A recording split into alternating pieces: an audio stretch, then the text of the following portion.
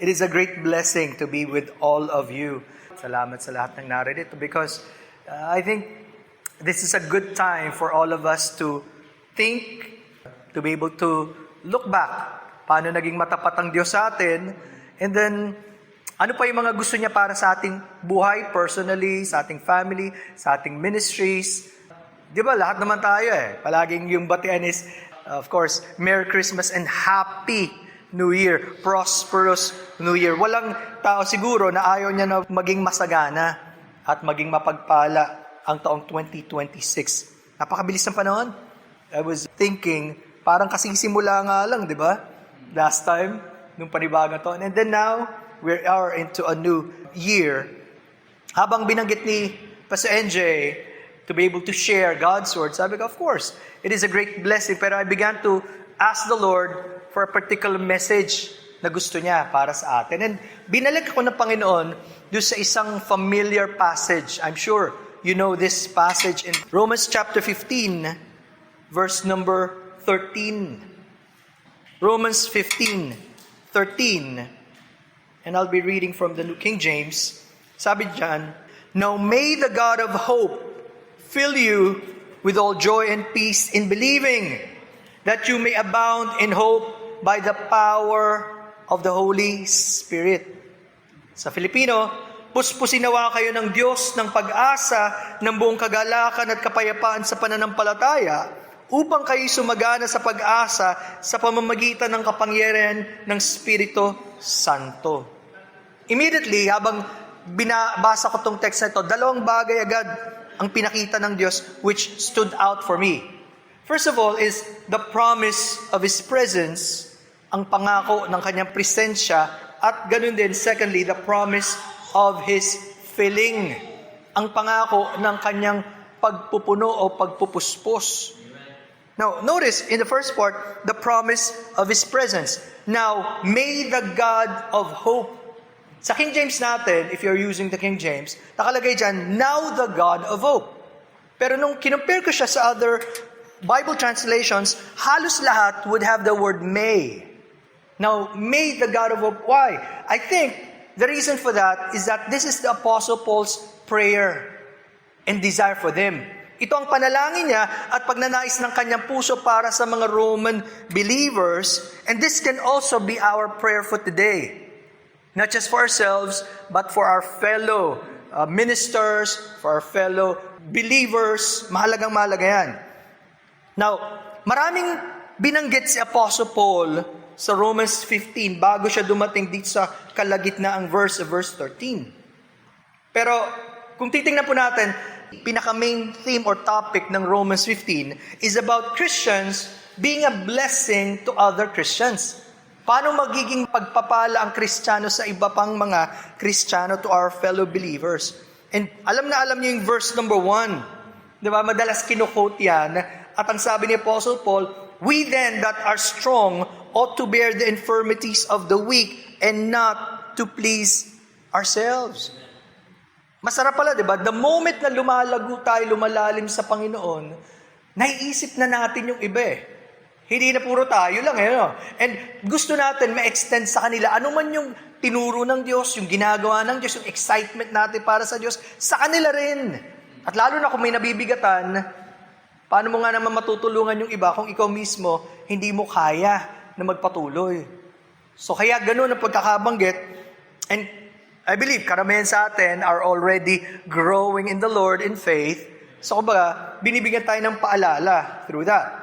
And then of course, the greatest example is none other than the Lord Jesus Christ na binabanggit sa verse number 3. Sapagkat sabi doon, "For Christ did not please Himself, but as it is written, the reproaches of those who reproach you fell on me." So, para sa Panginoong Jesucristo as our greatest example, iniisip niya yung kapakanan ng mga ililigtas niya, at even now, He is still praying for us. What a great Savior we have.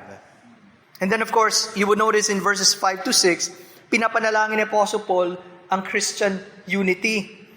At sinasabi niya, tanging ang Diyos lang ang pwedeng magbigay sa atin ng iisang kaisipan. Kung hindi, magkakawatak-watak tayo. Diba? Tapos, knowing iba-ibang schedule, iba-ibang ating mga background, iba-iba ang ating pananaw sa mga bagay, pero ang Diyos na nagbibigay sa atin ng ganung pagkakaisa. So hindi siya superficial. Hindi lang siya yung paminsan-minsan, pero talagang andun dahil sa Diyos. Kaya pagdating sa verse number 13, sinigurado ni Apostle Paul na hindi makalimutan ano ba yung basihan ng kanilang pananampalataya at tayo rin ang basihan ng ating pananampalataya. Kaya binabanggit niya, the God of hope. Again, this is a very great reminder to all of us. Ako, nakita ko yung sarili ko. Bakit? Lest we trust on something or someone else other than our great God. Napaka-posible niyan. Lalo na kapag pinagpapala na tayo ng Diyos, or if you've been doing the ministry for quite some time, naaagaw na yung iyong tiwala ng ibang bagay.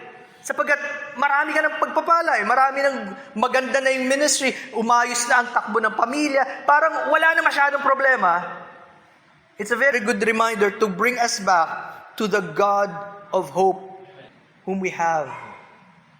Kaya nga, tinawag siya as the God of hope sapagkat ito mismo yung pinaka-karakter ng Diyos. Ito yung attribute ng Diyos. At ito daw ay ginagamit lalo na sa Diyos at sa kanyang relasyon sa tao. Lalong-lalo na sa kanyang bayan.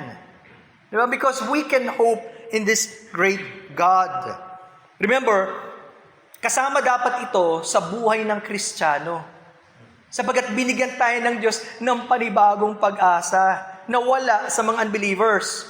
Tingnan niyo yung 1 Peter 1:3. If you can just remember that, 1 Peter 1:3, sabi doon, God has begotten us again to a living hope through the resurrection of Jesus Christ from the dead. Maliwanag sa atin yon na hindi tayo ang nagligtas sa sarili natin, pero dahil sa Panginoong Jesucristo, at hindi siya nanatiling patay, pero dahil sa kanyang pagkabuhay na muli, may pag-asa tayo. Sa mundong ito, patungo sa buhay na walang hanggan. Ano pa ba ang pwedeng dumating sa buhay natin na hindi natin kakayanin kung kasama natin ang Diyos? At mayroon tayong buhay na tagapagligtas.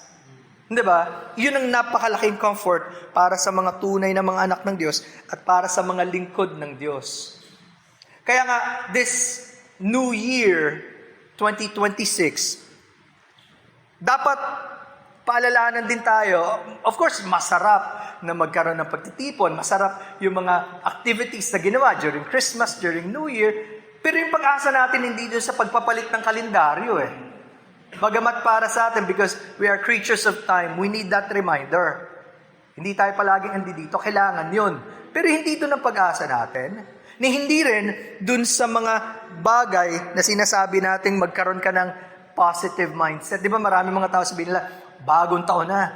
Dapat masagana lahat. Dapat maayos na ang buhay natin, baguhin natin lahat. True, pero may kulang eh. Ang Diyos ang nakakaalam ng ating taon. Diba? Siya nagbigay ng panibagong taon para magkita-kita tayo muli, magkaroon ng fellowship. Sa Kanya rin manggagaling yung encouragement to go through this year. Diba? Kailangan natin yon. Hindi sa kung ano pa mga bagay. Actually, nung kinakausap ko yung mga students ko ng mga Japanese, marami sa kanila, pagdating ng New Year, pupunta sa temple. Sasabihin ko, bakit? Para mag-pray. Ano pinapanalangin nyo? Yung health, yung pamilya, yung trabaho. Kasi daw, gusto nila makalimutan na yung nakaraang taon, ushering in the New Year. Ginagawa ng marami yan, di ba? Pero they don't believe in God. Marami sa kanila, tradition lang. Hindi naman dahil sa talagang buong-buing tiwala nila sa Diyos. It's just a matter of kailangan namin gawin eh. Sabi nga nung iba, wala namang mawawala pag ginawa mo. Ang problema doon, parang ginagawa ng karamihan kahit hindi nakalagay sa salita ng Diyos, gawin mo lang, wala namang mawawala. Pero hindi totoo. Di ba? Dapat may pagbabago talaga sa mga tunay na anak ng Diyos, lalo na kung lingkod tayo ng Diyos. So, this God of hope is our Father. Siya yung Ama natin eh. At nagkaroon tayo ng buhay na pag-asa dahil sa ating tagapagligtas na nabuhay na muli. At kumikilos ang Diyos sa ating buhay sa pamamagitan ng kapangyarihan ng Espiritu Santo. The Trinity is involved. Ano pa ba ang ikakabagsak ng spirito natin? Bagamat nangyayari talaga for Christians, we are also discouraged. Why? Tao tayo eh. Pero dapat ibabalik tayo ng Diyos dun sa thought, sino ba siya sa atin at sino ba tayo sa Kanya? Ano bang ginawa niya at patuloy na gagawin para sa atin? So nakita natin una, yung pangako ng presensya ng Diyos, pinakamahalaga yun, more than anything else. Pangalawa, yung pangako ng Kanyang pagpupuspos, the promise of His filling. Mapapasin nyo, ang Diyos na masagana sa lahat, hindi niya gusto nakakaunti lang ang meron tayo. Di ba yung papatak-patak, magkaroon ka ng konting kaligayahan, konting pagpapala, o konting pag-asa. Hindi eh. Sabi dong, gusto ng Diyos, hindi lang magkaroon, punong-puno. Again, because that is the generosity of our God. At ang panalangin ni Apostle Paul, puspusin sila at nawa tayo rin sana ng kaligayahan at kapayapaan, joy and peace. Nung iniisip ko to, probably, ito yung dalawa sa pinakamahalagang kailangan natin bilang mga Kristiyano. Natatandaan nyo, nung binabanggit sa Romans 14:17, ano daw ang kaharian ng Diyos? You know that verse? It says, "For the kingdom of God is not eating and drinking, but righteousness and peace and joy in the Holy Spirit." Similar thought. Ibig sabihin, mahalaga yung mga physical needs natin. Pero pag pinag-usapan ng kaharian ng Diyos, hindi diyan ang pinakasentro. Ang pinakasentro patungkol sa Diyos, sa pagkilos ng Diyos, at yung bunga ng Espiritu ng Diyos.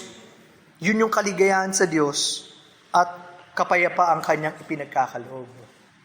Isipin niyo, pag tayo nawala ng kaligayahan, napakabigat. Para mo lang dinadrag sarili mo, kailangan ko umattend, kailangan ko mag-preach, kailangan ko kumanta. Wala ka ng kasiyahan eh. No? Pero alam natin ang kasiyahan sa Diyos eh. Tapos, pag ikaw walang kapayapaan, kahit anong gawin mo, hindi ka mapakali. Di ba? Pero dito papasok yung dalawang aspects of the peace of God. We have peace with God and the peace of God. Tandaan nyo, kalaban tayo ng Diyos. Pero dahil sa ginawa ng Panginoon, hindi na tayo kalaban. Anak na tayo ng Diyos. May kapayapaan na tayo sa Diyos. At yung kapayapaan binibigay ng Diyos, higit pa sa kahit anong maganap sa buhay natin. So again, what a great God we have. Sana ito yung patuloy na nararanasan natin. Bakit nabanggit na for Christians only? Kasi, hindi alam ng mga unbelievers ang kahulugan ng totoong relasyon sa Diyos. It might be theoretical, pwedeng alam nila sa isip, pero yung karanasan, di ba? Wala eh.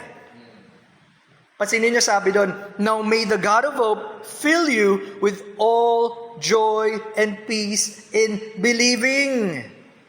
Kaya nga tawag sa mga Christians, believers, mananampalataya ni Kristo. Bakit?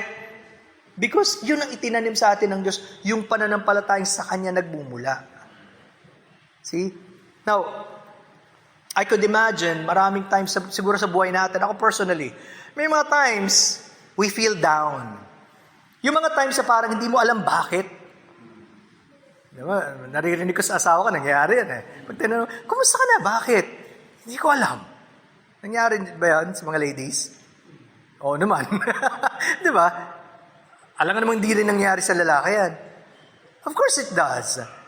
Minsan parang ang bigat-bigat na pakiramdam mo, paano masabing Happy New Year? Eh, ikaw hindi ka masaya. Diba? Pero mapapansin nyo, kahit dumadaan tayo sa mga ganung panahon, mararanasan natin, dahil totoo ang pagkakilala natin sa Diyos at totoo ang pagkilos niya, binabalik niya sa atin yung totoong source ng joy eh. Di ba? Hindi doon sa mga pangyayari, hindi sa kakulangan na nakikita ng iba, pero dahil ang Diyos ay sapat. Ang Diyos ay walang hanggan. Sarap nun, no? Kaya nga sabi doon, when we believe, then we will know.